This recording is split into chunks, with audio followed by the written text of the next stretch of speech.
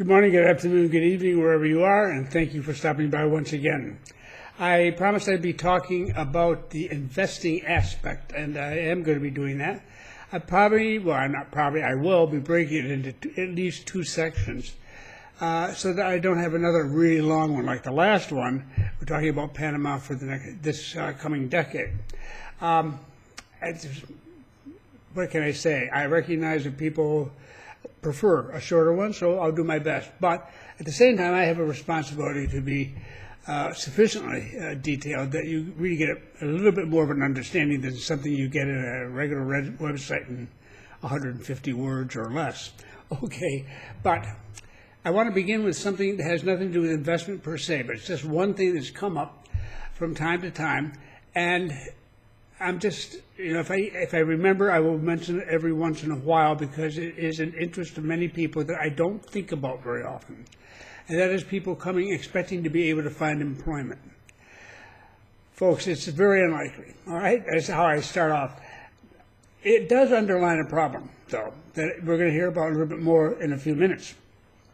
And that is that many people coming down here from North America, from the U.S. and Canada, I can assure you is the case, and a number of those from Europe and from Asia who have not done a lot of this before and are not particularly familiar with countries like Panama. And from the viewpoint of investing, they may have been tourists there for 100 times. That's not the point. They assume certain things. And often those assumptions are flat out wrong. And they usually assume one of two different kinds of things. One is that everybody does it pretty much the same. No, that's not the case. And secondly, that somehow or other Panama is sort of like a backward country, and they're not very sophisticated and all this stuff. Yeah, we run into that. You'll learn eventually. So whatever. The point is that you come down with assumptions that sometimes are flat out wrong, and that's too bad. I mean, it can upset things. One of those is that, well, for instance, one very innocent person. I mean, I understand. Please realize I don't criticize these people at all.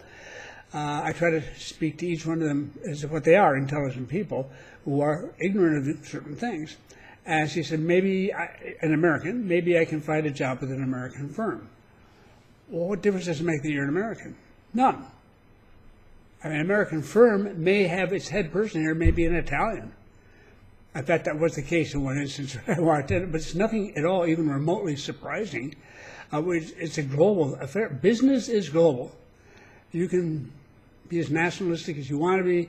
Business is global, and that's where it's way out in front, is that it has already found ways to integrate large different numbers of people from different cultural and linguistic backgrounds, create a corporate culture, so to speak, and get them all on the same page working together. It's when you think about it, it's pretty full-time job, and there are a lot of people who focus on that particular item. So here, your nationality doesn't going to mean anything. The question is, do you speak fluent Spanish? That's one of the first to come up, and that's very commonly not something people can answer yes. And no, the fact you took it in high school does not count. They mean, right now, can you hold this interview in Spanish? No. Oh, okay. Then, what skill do you have? They aren't even going to get to this point. I need to be frank with you here. They're not interested in people walking in off the street looking for jobs. If they're doing recruiting for people who are not Panamanian, because we have our own laws here, just as you have in your country, regarding preference for local hires and all this business. I mean, if you do it, why shouldn't we? I mean, everybody does. It's politically necessary to an extent. And here we have companies can hire especially for specialized technical work or at higher management levels, people of different nationalities, and bring them because it's part of their corporation. They move people around, and they're used to having their staff not just come from that country, but to come from all over. That's why they're a global firm working in 83 countries and all that, and the government knows that. So we have that set up. But what they do is they either look for the people themselves at home, wherever home may be, or wherever that particular office looks for candidates. And remember, they may be looking in Argentina, because they're looking for people with a certain technical background, a certain educational background, who are fluent in Spanish and English, and typically both, and who have the same attitude. Well, are looking for stability. They're looking for security. They're looking, salary in dollars is a wonderful thing if you're an Argentinian and so forth. You don't have to be paid anywhere near as much as somebody coming down from the United States. Trust me on that. If it's something lower level, they're going to hire locally if they possibly can. If not, it'll be somebody from Colombia or Venezuela. We got lots of Venezuelans here looking for something, and at much lower rates than most Europeans and North Americans and Asians are expecting to be paid. So what you do is you come down and you live here, and you've committed to living here, and if you don't find anything you can do here that pays you, then okay, you're all right. This is where you want to be. If you must have employment, if you're to come down, and you must know that and feel comfortable with that before you even depart, before you get down here. This is probably not a good place to go, and it's going to be true of a lot of different nations, where it's not the sort of thing that is done successfully much anymore. 25, 30, 35 years ago, it was a different story. And then there were so few people who wanted to work overseas, and there were all sorts of problems. And the Cold War, when that was underway, oh boy, that changed a lot of stuff too. And a lot of people just didn't want to go to the developing world because they thought it was just a terribly poor place, and sometimes it was exactly that. There were all sorts of things going on. That's baggage from the 20th century, it's just not part of the 21st. It's part of the 21st, but not here. And much of the changes may have come on in the last 20 years, and they have been dramatic. Still, it already had lost much of that sort of atmosphere when I arrived back in 2004. So it's just not something that is, yes, it's a negative outlook, extremely so. I wouldn't come here unless that was something I'd like to do. Maybe if you get around, you get talking to people, there's something you can do, you can hang out here. It may be something off the books or something, I don't know. Or maybe it's an entirely different thing that I'm thinking of. There's a lot of stuff that's possible, but you're going to have to get to know your area and what it needs, and get to meet people, and hope that you come across something that makes sense to you. But I wouldn't get my hopes up. I have to be negative about this because I know this is not an easy thing to do. Volunteer work, fine, but if you're going to want to be paid for it, you want to be an employee, which means being part of the Social Security system down here and everything else that goes with it, and all sorts of paperwork, for a business to go out of its way to actually do that when it's so much higher, cheaper or easier to hire somebody locally. I mean, for all that to happen, requires that you be good and that you have the right location, your right job, and they really want you. And that can take some time, if you ever can get it at all. All right. Now, most people instead don't do that. They try to earn income differently, and that's by setting up their own company. If you're the owner of a company, now we're moving into something that's more of an investment orientation. If you're the owner of a company, you can draw down money, you can use money. The company can pay for a lot of your expenses, and as I say, you can take a drawdown. You're not being paid salary. You're not an employee. Well, people say, well, that's silly. I mean, it's the same thing, isn't it? And I say, no, it isn't the same thing. When you are looking to be an employee, you're taking a job somebody else created, and they're filling it now with you, a foreigner who's not a citizen of the country. Okay? And they have to have justification for doing that. Well, okay, that's probably what your country expects too. Not a big deal. But when you're that's you taking a position that somebody else set up. Now, when you set up your own company, when you are the owner, you're not an employee, you're an owner. You created a company that didn't exist before, and you are the CEO, if you like, the president, whatever you want to call yourself, of that particular corporation. And so you're not taking anybody's job, you've created one. If you're successful and you can expand your business, if that's your goal, you're going to be providing jobs for Panamanians, because there'll be a lot of jobs that you need to fill with Panamanians, and you can. And people do it all the time. So that's a net positive for the market here. So from their perspective, if you're taking a job that could be handled by somebody here locally, not cool.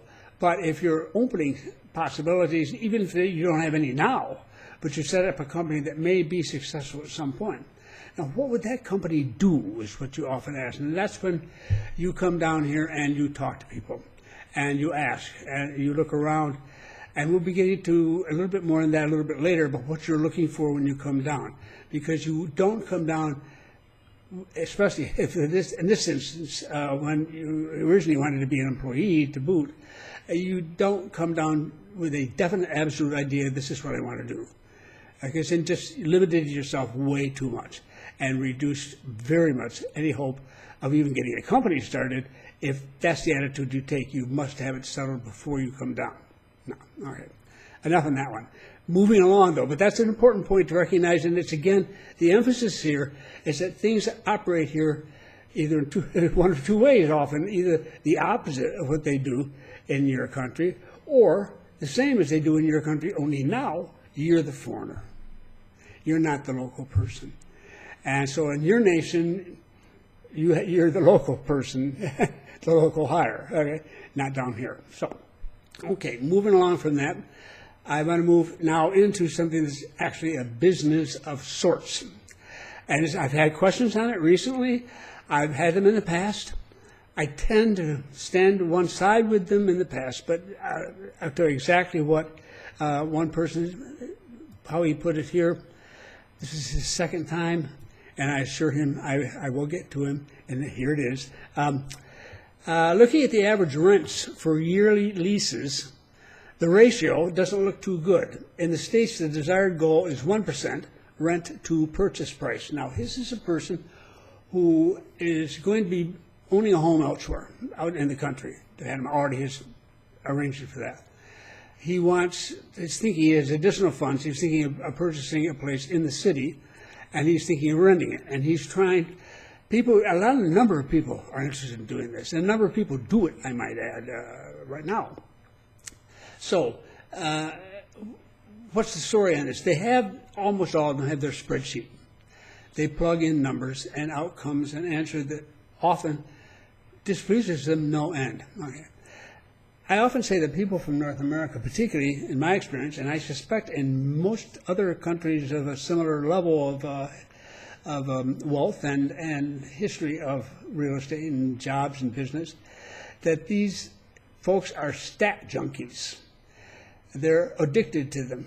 They expect to get statistics. I mean, masses of statistics are created in the U.S. just from census data, but it's also from many other studies undertaken. You get swamped. If you go looking for real estate, you go to Zillow, ZILLOW.com in the U.S., and you get incredible amounts of information about a house you have never, in a town you've never visited, but here's this house, and you get everything, including the last time it was sold, how it went, how much it got, and the time before that, and you can actually figure out what is the rate of growth and the value of that house is, and you compare it to others. It just goes on and on and on and on. Here, no. So what do people do? And I feel for them. And some of you, I know at least one of you will be coming down here not too distant future. Actually, two of you. The point is that you don't have the statistics here that you are used to having where you have been doing this. Your spreadsheet is probably not useless, but you don't have the right numbers yet. You cannot take the prices on the internet for properties down here, the ones that are sent, and they're, especially if they're in English, they're aimed at the expat market, they're high. Those prices are high. I mean, people are not dumb. They're not going to mark their own price down quickly. Most of them won't, at least, unless they're extremely high. They're going to try to have it up there as hopeful as they can. Oddly enough, I found that people in the U.S. and Canada and Europe also do the same thing when they have a property up for sale. But here, there's no way of knowing what the actual statistics are. What's common? There's no multiple listing service as North Americans are familiar with at that level. They're trying to get it started. It's taking time. Many people in other nations have no idea what I just talked about. But it's a real estate service that provides a lot of data, too. the point is that the data is not accurate. It's not necessary. There's no guarantee the property's still for sale, the one you're looking at, or if it is, that it's at that particular price now. People don't adjust them. They forget about them. Sometimes they have 6 different agencies advertising their property. That's been happening less and less. They're really trying to stop that, and that slowly have an impact. And they may even have different prices. The whole thing is totally confusing, right? So you've got a space in there for the sale price of the home. Well, don't use what you're seeing on the internet, but you're not going to be able to find anywhere the actual numbers, the final price that that property sold at when it was last sold, as you can say in some countries. But you weren't even going to find out this time. You won't know. There is no such list. It could be done. It costs a lot of money, put a lot of staff, a lot of work would have to go into it, and you wouldn't pay much for it to speak of, and it's just not worth their trouble. And someday, if we were a 10 times larger market, it's a potential possibility, but not at our size now. So right off the bat, you've got some bad numbers. I don't even care what they are. They may even be too low. Whatever they are, they're not going to be accurate enough for you to assume they represent the market as a whole. No. They recognize a small portion of the market that's especially directed toward English-speaking expatriates that happen to have something up on the internet on the website and have had it up there maybe a year, 2 years, 3 years, or maybe just 2 days. You never know. Sometimes some sites tell you how long. Some don't. Some just, you take it down, put it back up again. You get a whole new date, all this stuff. It's gamesmanship. You don't get the numbers. And then the rents are a little easier, but still, those are overstated as well in what they're asking for. But the difference between what they're asking for and what they're going to get isn't going to be that huge, because if it's at $1,200 a month and it was at $1,500 6 months ago, 2 years ago, and it's down to $1,200 now or $1,100 even, that's a sizable drop, but it's not the difference between $375,000 and $240,000. And some of the sales prices that people have had to take and had to agree to move on, and people die even, what have you. This sort of thing, normal life goes on, and places have to be sold, and they're getting much cheaper prices than they want. This is a buyer's market, so all those spreadsheets you got don't fit very well. There are times of relative stability here, and I've seen those, where the prices are pretty much on the internet are pretty much more or less what you will see asking prices. What I actually paid will be less than that, but maybe not a huge amount. You can cut 10% off, for example, and assume that you're in the ballpark, and you can the same thing basically with rentals.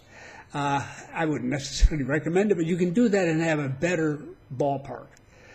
But under these circumstances now, it's screwy. Everything. What do you think? We've been going all this time here without having you folks coming in, because either we don't let folks in from your country because they carry a variant or something, or your country doesn't let them out or let them come to us, and so on. We've had all this going on, so we're still sorting this all out, and we're going to go right on sorting it out for the next few months, but we're in the process of doing it. It's not going to be reflected, though, in the statistics you see up there on that screen, and that can be extraordinarily frustrating to you. And you may decide not to do it at all. I say, no. You get here, and you sit down at that particular point in time, and a good agent here in town can at least provide you with some decent examples of real rents and real sales and so forth. Of course, she or he. That's why I help people out occasionally, and send them to somebody I've known personally and trust. And that's very big for me, that these people have got the common sense and the decency to not be ridiculous in what they're trying to push on people. I don't like it at all. I wouldn't use them. I wouldn't recommend them. But and a number of decent agents down here who understand the situation. They're looking. Something, they're not always looking for the biggest commission. They're looking for the one that satisfies you as quickly as possible so they can get whatever it is and move on to the next client. That's where the money lies. Not constantly trying to push the client into buying higher priced property for a bigger. The ones who've been around for a while, they figured this out. So anyhow, then you begin to get a better idea. It's just being here, just going around, talking to people, looking in at them, looking at what's at rent or for sale right now. Let's say I want a property that was selling at $250 that you think maybe we could offer $180 for, or say $200. That sort of thing. That might make all the difference in the world in your spreadsheet, but you're not going to know it sitting up there where you are. You're going to know it when you get down here. It's a buyer's market, but the buyer's got to be smart.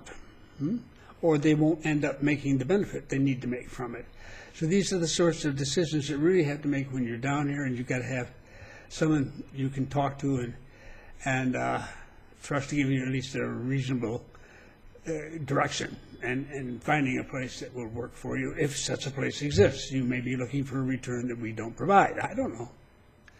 But I do know you can't use the stats off the internet for your spreadsheet. And I need to get that across and bring it home to you. It's done, though. There's more to it than that, and I'm going to be talking more about this, too. Oh, good Lord, I'm already up to 21 minutes. That's just what happens. I'm going to bring it to an end, all right, at this point. I needed to get that particular done, and those are some basic things I wanted to get to you. What's going to happen next is I'm going to start off with the small business investment, and which I've begun on really with the person who wants to buy and then rent, and we've got more to say on that, but also how you approach the market in general. Too many people come down already having made up their mind as to what they're going to do, what business they're going to have when they come here. That's not right. They're looking, it's a business they may hope to do, and they want to look at it. But they have to be flexible enough and be willing to understand that they may have to drop that idea. They may find that we already do it and that the competition is pretty rough. So we'll get into that in the next one, and that will come a little bit faster than this last one has because I'm not spending as much time on it. And I'm not using a lot of images, so that saves me a little time there. However, I think I'll put add them on to this one, some Christmas pictures taken by Ed of Missouri, Ed Demis, who is kind enough to provide me with photos, lots of them, of different things. He went out and took a look at Christmas decorations, so I don't know, toss a few of those on at the end. And otherwise, I will look forward to seeing you again, and thank you for stopping by. And I really do promise it'll come a little faster than it normally does. Thanks. He always says that, doesn't he?